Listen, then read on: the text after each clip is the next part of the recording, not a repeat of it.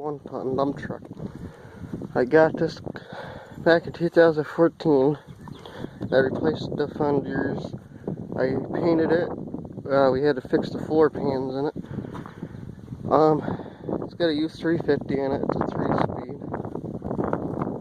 And I changed the nose piece out too, and the bumper. I basically did this whole truck almost all over, except for the dump body.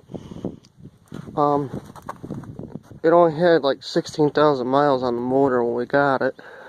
But other than that, it's a good truck. I mean, it's a dump don't work on it, of course, but it's a nice truck. I painted it international red.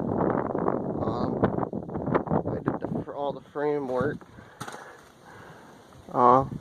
But yeah, so if you want, well, this summer I'll be doing more to it. So make sure you rate, comment, and subscribe.